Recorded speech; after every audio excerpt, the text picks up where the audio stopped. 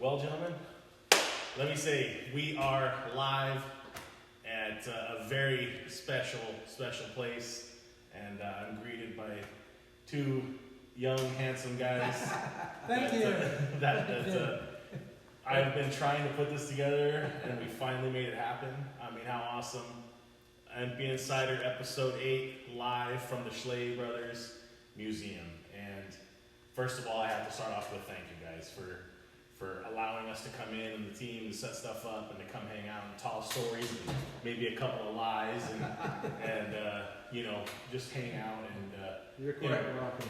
We're really glad that we're able to participate in this. It's a great program, and look forward to telling some lies. Yeah, I'm sure some of our loyal followers are extremely jealous of the opportunity. In Southern California, we're so blessed at times just to be so close to the mecca of all of it, and to just be a 15-minute car ride over to come and look at just the entire timeline of a hobby that we all love is awesome. And again, thank you. And by the way, thanks again for hosting the award ceremony and banquet for Triple Crown. It was a great crowd, and those people work very hard with their car and achievements, and it's great to have a really nice ceremony to celebrate their accomplishments. Actually, we're going to be having an open house. Making sure. Oh. Almost heard it here first, guys. Well, soon, same here. We're happy to be able to do it. Yeah. We are. Yeah, we're working on something too for EMPI during VW week, so hang tight for that, guys. I am working on it. We're just waiting for a couple of last approvals for the dates and make sure nothing conflicts. But if everything goes well, we'll be definitely one of the featured spots during VW week. And my whole plan with this event that I'm trying to put on is kind of go back to our roots, like here where we started. But how Nick's used to be the spot on a Friday night, and that's really my goal and what we're striving for the event. So, like you guys, hopefully hang tight and we'll put our pieces together. But man, I don't even know where to start. It's like there's so much. We were just fortunate enough to have Peter, the CEO of EMPI, here with us to kind of take a gander at the first stop here, with the ability to come take a look at it, and there's just so much, guys. To see a lot of the history in the early days of what transpired in this Volkswagen world, that a lot of the younger folks today weren't around back in late 60s, early 70s when we were doing it. So, this really didn't start out to be a museum. It was just the garage behind my house that we were able to build a large garage. I get the boot, I can go out to the garage, so it's... It was here to work on our race cars, whether our road racing cars or the drag cars and stuff like that. And we had saved a few things from, actually we started in '63 is when we first started racing, the Volkswagens. And so we had a few of those things, and we just kind of hung them up on some of the walls, and it kind of started growing. And then we had people coming in. Most of it is our stuff, but then when, like say, if you stopped by and you said, hey, I've got a whatever, we'd say, you can loan it to us or give it to us or whatever. We'll put it here. People will get to see it. And the really neat thing is that this place, we have people literally from every continent in the world, and people. The only country that I haven't figured that we've had anybody from is Russia. Really? But you start naming all the other countries, especially Europe, Asia, Australia, New Zealand, South America. Those people, Volkswagen people, have come through here, and they're knocked over. That we're just so fortunate to have these things. We were just doing what we're doing and not trying to create legacy or whatever that word would be, but we were just having fun going fast and trying to go faster and faster each time, and ended up creating things to do that, and then work for companies that were able to market them and sell them. And it was a really lucky, neat experience, our lives through the first of Dino Dinosaurs, then EMPI, and then True House. Well, that's like some of the stuff the questions that I was getting messaged a lot, and to piggyback on the first point of your guys' level of just patience and hospitality, it's a gift because, you know, during the time of VW Week when everybody in the world is here, I mean, the Hawaiian guys, shout out to all the island boys. That's a new term. Yeah. VW week. It's, All right. it's just, well, now it's like VW 2 weeks, it seems like, but there's so much stuff going on and so many things to go. But every time I come over here during last year's events, every day I was over here, there was somebody else new and an army of people and a boneyard of soda cans and bottles, and it's just, but you guys are just embracing, and it doesn't matter if it's 15 minutes or 5-hour mark tour on the museum tour, but you know, you guys will talk and hang out into your horse, and that's awesome. You know, it really is. And it really needed, in my opinion, to create that infectiousness for the next generation, right?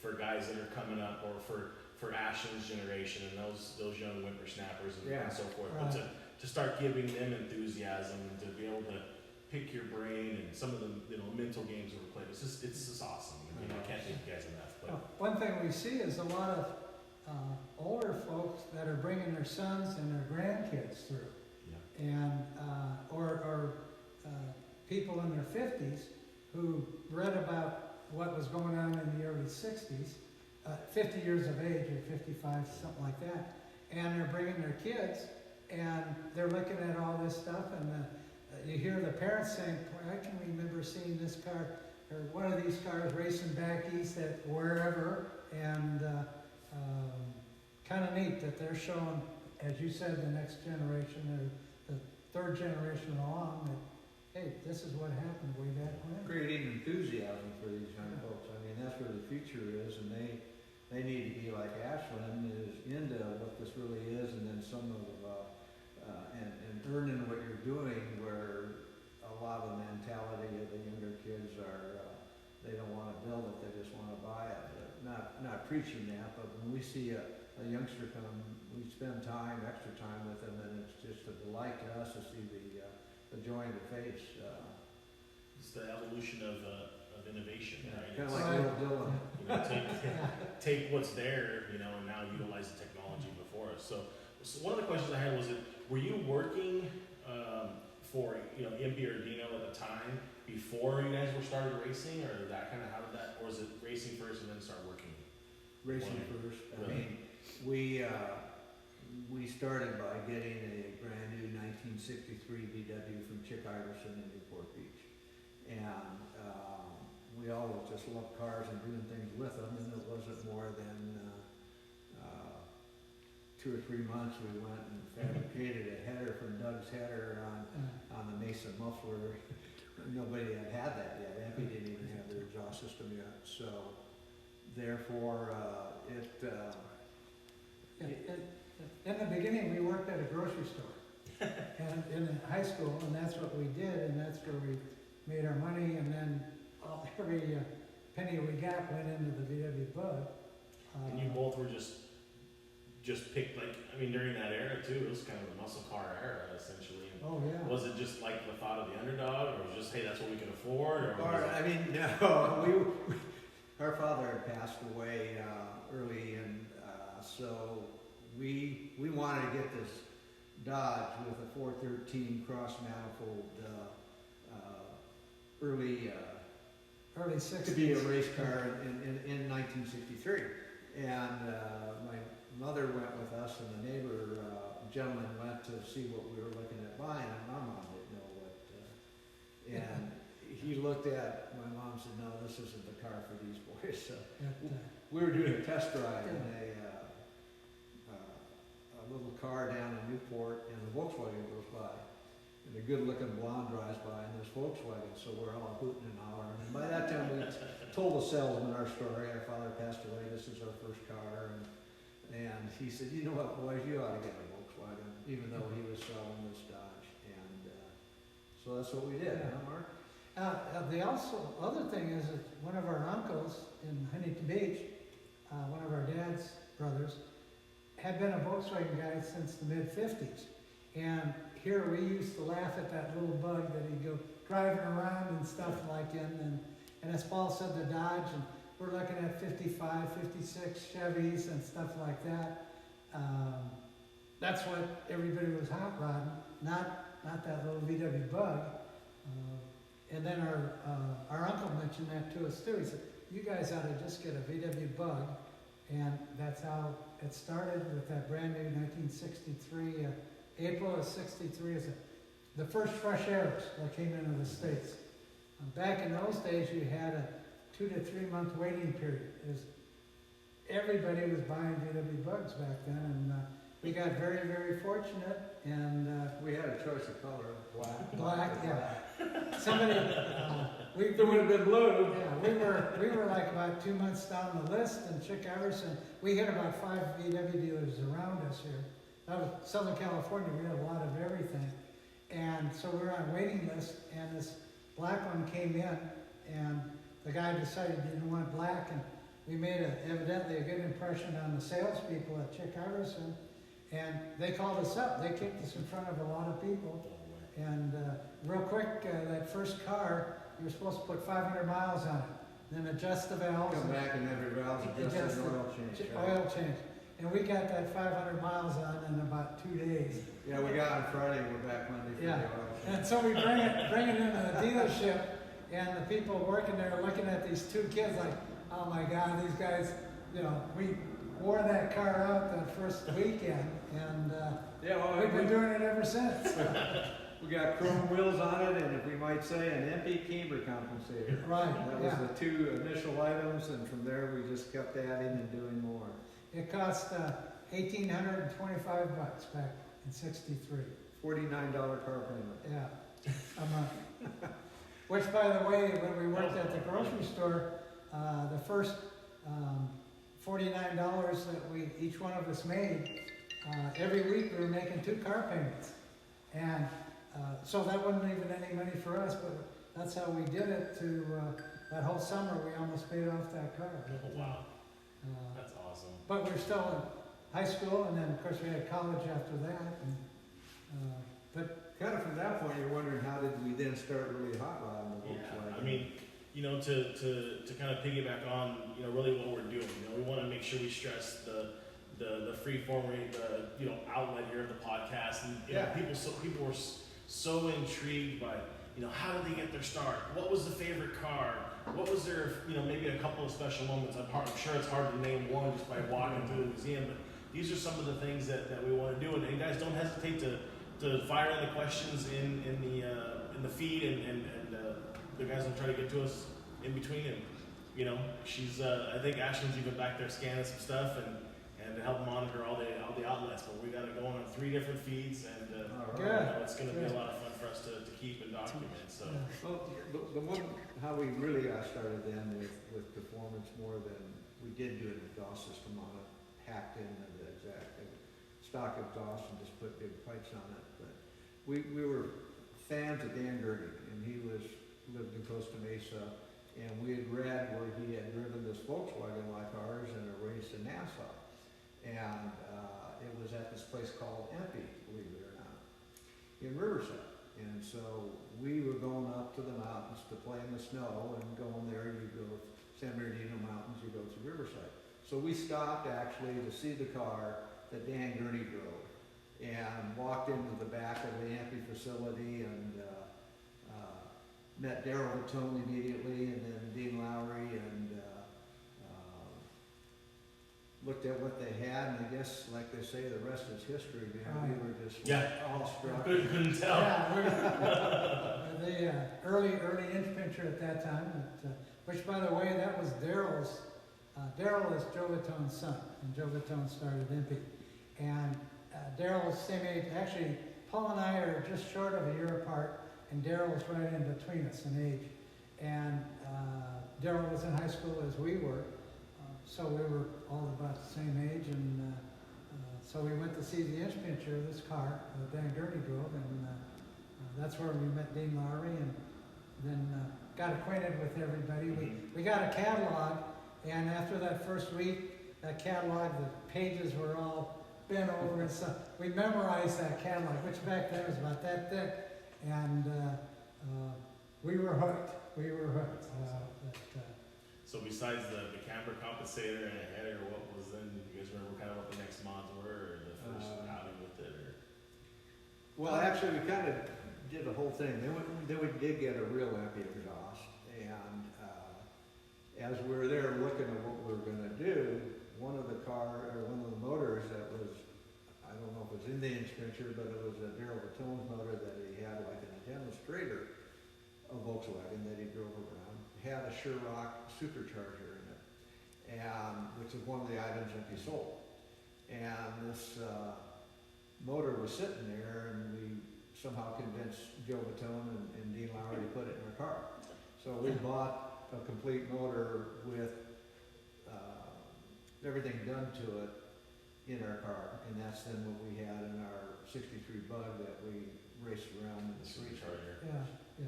We tried not to race on the streets. We right away started on the drag strip, and like that. So that was kind of got us going, and that motor I think got us down to 1620. yeah, about a 1620. And remember, this is 1970. Yeah, it's like 60, lighting the world on How many fire. folks were around? Yeah, this was 1964, and so then we started kind of getting a little bit more and more, and then we became Well, very we're on good. tires and the camber, and you get more and more educated on what it takes to make the car go Back, quicker. you mentioned tires back then, they had recaps, and they were called castlers, and they were about this wide.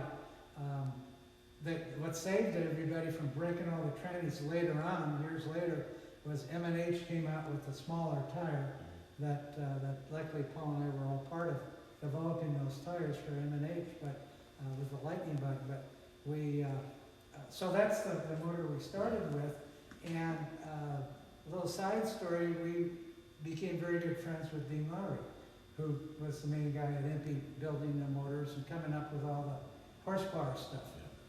So we had asked Dean if he would build us a motor, or if EMPI would build a regular race motor. At that time, the inch pincher had a 1800 and I'm not sure how many, 18 some odd cc's, and that I don't know was if they got that high, but anyhow. that's what it was. The dual port had it just come out. Yeah, that we could get here in the States. In any event, Dean said no, that Joe Vitone, EMPI was selling parts. They weren't selling motors. They had the inch pincher to develop parts, and then people would buy the parts and build their own motors. Well, we talking to Dean and stuff, that he went to Joe Vitone and said, I think these two kids can really be an asset to EMPI if we build this motor. So Joe said, well, go ahead. Not knowing years later we helped run that company later on. That's a whole other avenue that Yeah. we want to get into. Just But real quick on that motor, so we had a choice of 18 cc, 18 whatever, or a 1600. And the 1600 was $2,000, and money we didn't have. But so we went with the $2,000, and the first intake manifolds were steel manifolds. That's before we started casting them, aluminum and stuff.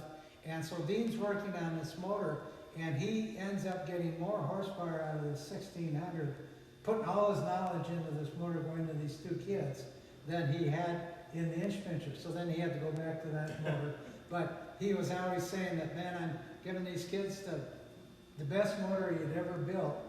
And immediately we were into the 15s and then the 14s and 13-second bracket with that motor. He did, though, he kind of took the father figure for us and said, I know you kids are racing on the street, and who didn't in the 70s and 60s, and that I'm not going to do that. But if in fact you buy a separate car and you make it a real race car, and then we'll build this motor. So that hot rod Weber motor was never in our 63 stock car. It was always in what became the Lightning Bug. what's interesting too is Actually, the people Harris forget- Beetle. Well, that's people another forget story. about, they didn't have 94 millimeter bores and No, everything else. no. I mean, it was 88s and. Well, no, 85. 88. We didn't have 88. Yeah, but How are we on the sound? Are we getting a little issue on the technical? It's a little echo, The echo? Echo, just yeah. because of the garage, but If we needed to, we can open up probably one of the doors or whatever, crack it if we There's need to. two so. buttons in the center, you just push them over where the sign is, where the key hanging on the wall. It's So- too quiet in Right. there. Yeah.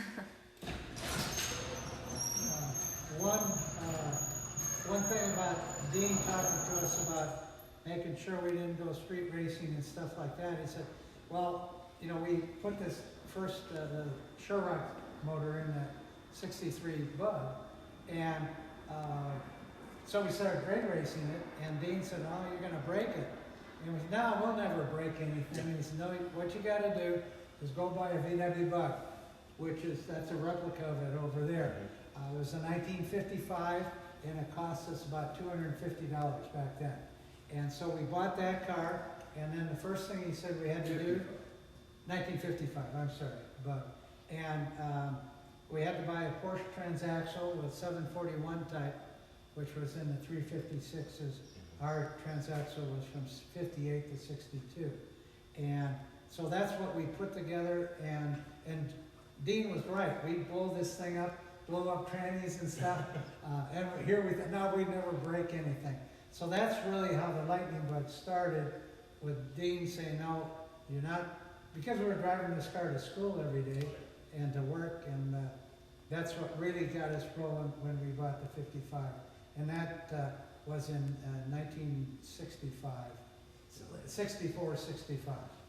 It's so interesting. You talk, you know, just loosely and kind of, oh, you know, Joe Vitone and Daryl and Dean Lowry, and it's like, you know, I mean, as someone that's just an enthusiast about it, it's like you guys were asses and elbows next to these guys working on stuff, just literally finding and navigating a path to where we're at today. Quite fortunate for sure. Right.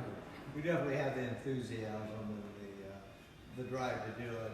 And I don't think some of you guys were going to take no for an answer in a lot of realms too. Is you guys left on the right hooks on the two brothers? Somebody was going to give them, you know, you guys were probably going to leave there without a motor program. But we're very fortunate that Dave Lowry talked Joe Vitone into building a motor for us, and that's what really got us rolling, for sure. Awesome. For sure. One of the things that, and again, we're going to jump around all kinds of different topics and stuff, and you know, segues into different things. But one of the things that I think a lot of people may or may not know about you guys is the involvement in some of these founding companies. How, you know, you used to do my job, you know. That's I remember you telling me that. But, you know, the working with EMPI and developing with M&H and the champion spark plugs. I mean, there's so many just crazy things. Just enlighten to some of these people. Just either, you know, worked with the companies, if you would share with that, and then maybe on the flip side, some of the early on sponsors you guys worked and helped develop some stuff. Well, our first sponsor was Don Burns Volkswagen, a dealership in Garden Grove. And our sponsorship was we got points and plugs at cost plus 10. And we had his name on the car. And you'll see some of the pictures of our first car that was initially called the Hairless Beetle. And we wrote it on the shoe polish. And it wasn't because of this, because we had hair then. But what it was, it's a beetle and it has no hair, you know, so it's a hairless beetle. And Don Burns, the wise man he was, he said, suggestion, he says, maybe a different name would be better on this car of mine and yours. And how about the name Lightning Bug? And we heard it and it stuck, and that's what it's become and has ever been. Right. So Don Burns actually came up with the name Lightning Bug. Fun fact, I never. And we're glad it wasn't the hairless beetle all its life. Well, you're talking about starting with these companies, so we were tied in with EMPI, and By chance, right? I mean, Yeah. essentially by chance on the way to the mountain trip. On the way you to know, the- seeing the it car seen down by the there, EMPI, you know. right, Totally. with Joe And Vitone. luckily, Daryl was there, Dean was there in the backyard, and when we walked in, it's, you know, these two 18, 19-year-old kids. We weren't even that. In any event, yeah. But yes, that, and then became very good friends, we said, with Dean Lowry. And we fast forward, you're talking about some of the companies started. Dean decided to leave EMPI and brought his brother Ken Lowry in, and they started Dino Let me Dinosaurs. say, at this time, Mark was still, he was liquor manager for 3 Albertson stores, and he would take care of these 3 stores. And I still go into Loyola, and I graduated in 1970.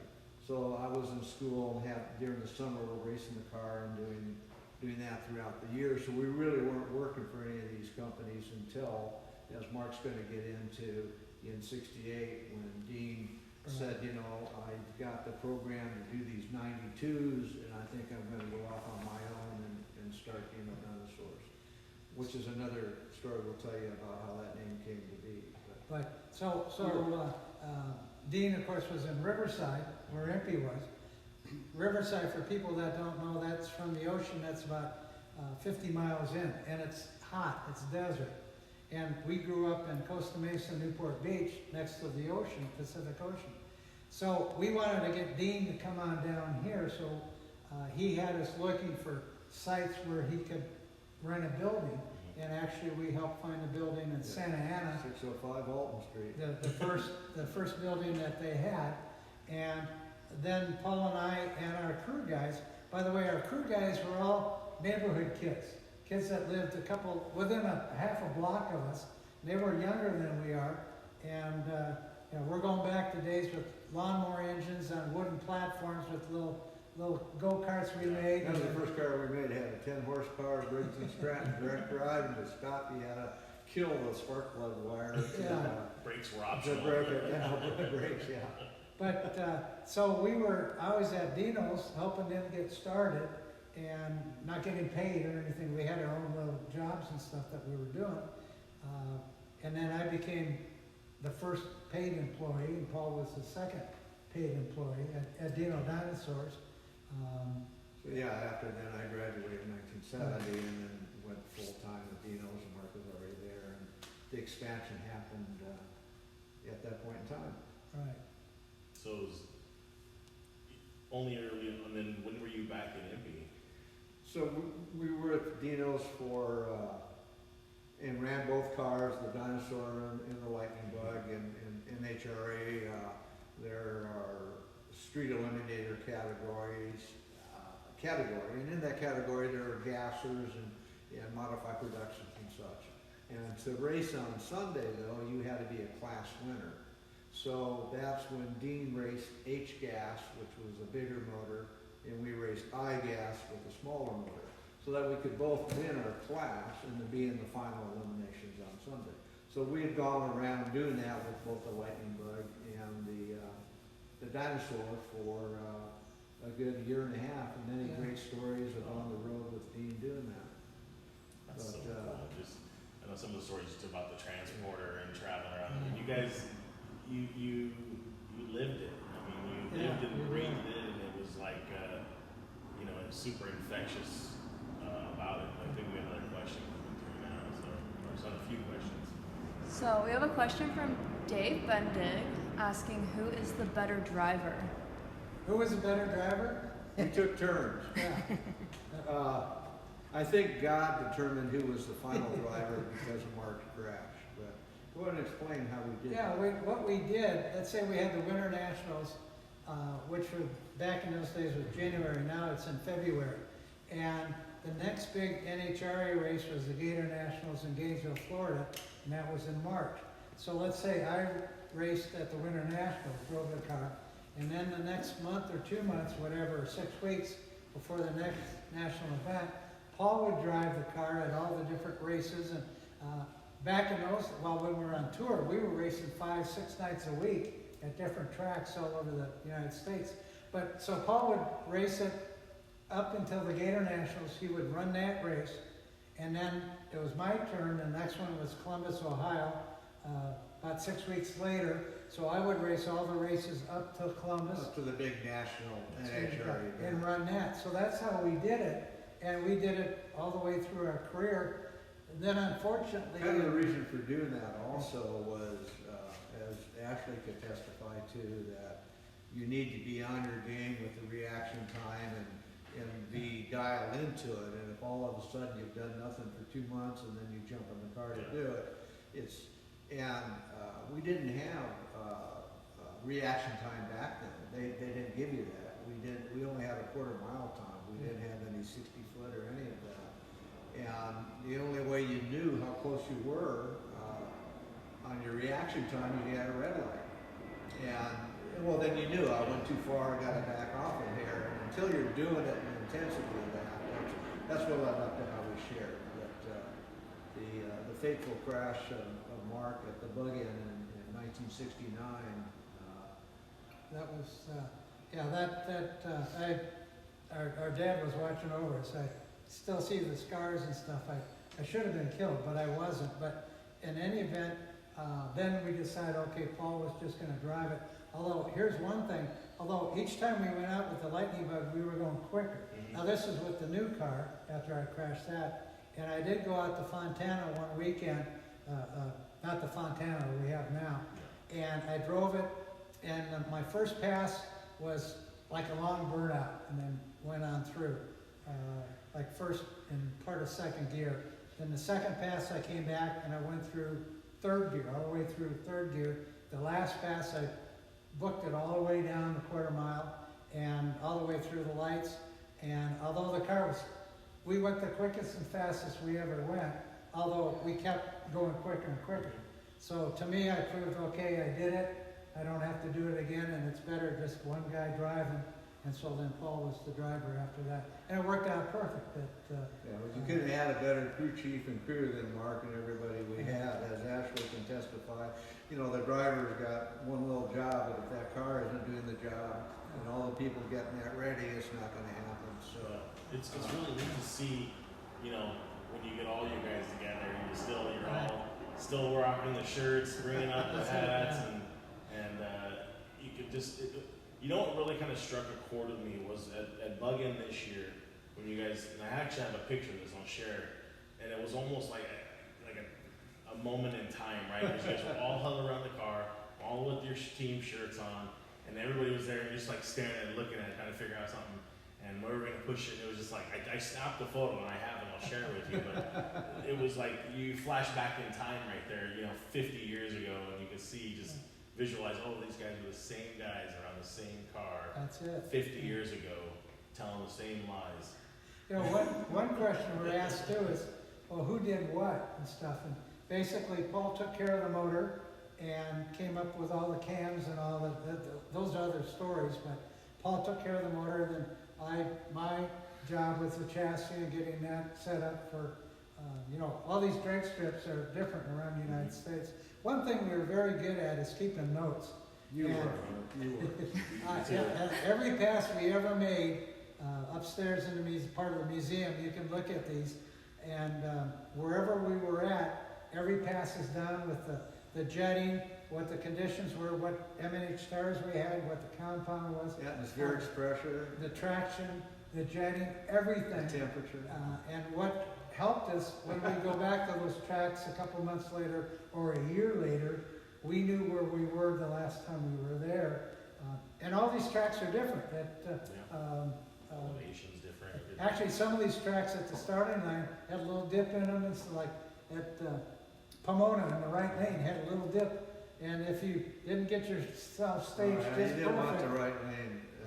stuff like that. But we had notes on all that. That was before there was a line lock, and we used the emergency brake. You We pull took it a up. little button out of it, so you would just pull it up and you drop that and grab the shifter to go to second gear. Yeah. So, but if you couldn't, the right lane was tough. Today, they're more consistent, these tracks. When we were talking in the late 60s and 70s, they were cruder than what they are today, might be a good adjective. So being on the road and traveling the rig with everybody, because I mean the crew went with you, right? Oh, yeah. Right, yeah. It wasn't just you I mean, guys? there's the 20th Street Gang crew, and there's about 5 of them, and each one kind of had a job and took care of it and made sure everything was ready. But go ahead.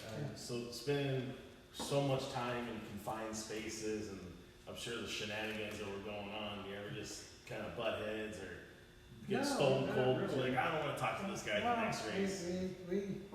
I think that was one thing that I was really happy about. You know, we never had problems with our crew and stuff. And then our competitors, we got along with everybody. We honestly, there were a lot of people that hated other people and stuff. not the Volkswagen guys, but the guys with the street Albers and all the other gasser cars and stuff. But Paul and I and our crew guys, we got along with everybody. And one quick story, Jim Thompson had a C gasser. He was out of Michigan. Broad shot. And he had a boy that was about 5 years old. Kids, as everybody knows, loves this VW bug. Bugs, they're attracted to VW bugs. And so wherever we went, you'd be able to go in the pits and stuff, and these families would come in and these little kids would see the lightning bug or the inch pincher or one of the other race VWs, and these kids would go crazy. Well, our competitors had children too, and it turned out, but we were kind of like the babysitters. They would bring them over in the morning at these national events. Quite, but they knew where their kid. If they didn't see their kids, they knew they'd be. Well, they bring them over. We put them on the transporter, and these kids would stay there all day watching us working on the lightning bug in our case, and then they'd ride in the transporter down to get the car and stuff. And one good story with Jim Thompson, who was a very famous racer. He said his son. He told us one day his son in his bedroom only has one picture on the wall. And it's the lightning bug. He doesn't even have a picture of his dad's car. And he said, "Man, you guys, I don't know that." But people love those bugs, and I think that's everybody likes the cliche. Everybody likes a little bit of an underdog story. And, right. They're just interesting to watch. And I've talked to this with some of my family and friends and stuff like that, and they know my racing heritage and driving my turbo car for a while was fun. I had more fun driving a 10-second bug than an 8-second late model car. Right. It's boring. Yeah. Yeah, it seems fast and everything else, but short wheelbase, stick shift, boosted, and Well, kind of back then, even more so. Today, it's expected. People know how fast the bugs go. But when we went back east in the late '60s. There was no comprehension of the Volkswagen going quicker than 20 seconds in a quarter mile. So we were either disliked because we beat the local hero, or we were really liked because we were the underdog, the David and Goliath, if you would, doing well with that. But do you guys ever side bet any side monies at different events when you go back east? Not really. There's one. We never bet, but other people bet on us and stuff. We had or new. Had a match race with a car in Florida. Our good friend Leonard Griesmer, and this car is called the Buzzin' And we would set up, being the promoter as you are. Part of my job is to have a match race, so he was in construction and had a lot of employees, and they were all in the bleachers. This is Leonard Griesmer and the Buzzin'. And we were quicker than his car, but we wanted to have at least a three pass event so that we didn't go 1-2. So we won the first race legally, and then the second race we had to set ups to make sure that the Buzzin' would win so we could have a third round. And I'm sitting there on the starting line, and the doors open, and this is when we had the clear top, and Bubba is up there looking at me, holding the door like he could tip this car wherever he wanted. He says, "I bet my whole paycheck on you. If you don't win, I can't feed my kids tomorrow." He kind of shook the car and walked away. Oh, what am I going to do? So we're supposed to lose. As Ashley would know, so I bogged it so it would do a bigger wheel span, but it still went straight, and then I gave it some correction, so I kind of went off the track and had it back out of it and come back on. So we did see Bubba again, thank God. But, we never really bet. Yeah, a lot of people did bet on those cars, and people that knew a lot of the races back east or tracks and stuff where they hadn't seen a Volkswagen. As Paul said, they were used to something in the 19 or 22nd bracket, and here we show up with the lightning bug running 10s. That was Well, quite a towards shot. the end, Yeah. I mean, Yeah. still even in the start when you're running 12s or something, Oh, 13s, I mean, she it does. That was fast. was you know. devastating. Hurting a lot of feelings along the way. Is there any particular track you just absolutely love? Not reflecting back now, say, oh, just because the vintage history of OCIR or anything, if that was truly your favorite, but was there one either locally or across the country that just you just I think we were very fortunate that we won a lot of races everywhere. And so I don't think we had a Not favorite. really a favorite, I mean, it'd be now for road racing and there's so many turns and you could dial into what you're doing in the drag race. You're just going straight, so if, you know, there's some you hated, Long Island, when we delivered the car to Billy Mitchell, which was the dinosaur, he had bought that from Dino Dinosaurs, and so some more good stories. The deal was we had to run on the record, or under the record, before he would pay for the car, and that we could, then It was we were able to 11:49. go about Yeah, the record was. 2/10 under it, and so we went to a track to do that, and anyhow, on Long Island, the starting burnout area had pit holes and everything, and you try to do a burnout and the rear wheels are bouncing, and you think, oh, my ring and pinion, oh my God, you know, if this thing breaks and I don't sell it, you know, Ken Lauer's gonna kick us. We drove all the way back to New York to deliver the car, and we broke it, and Mitchell didn't give us the money for it, but anyhow, other than that, I can't think of any track. There's some wind effects at it, like Sears Yeah. Point. there's like or a Dean special track one at that, Sears is there like a Point. special one that just kind of Well, either your first there were some tracks that were back east that we went to for the first time. These were smaller tracks where we would have match races at and stuff like that, not the national events. One thing we always did, we'd unload the car, but then we'd drive down to the end and see how much of a shutoff we had.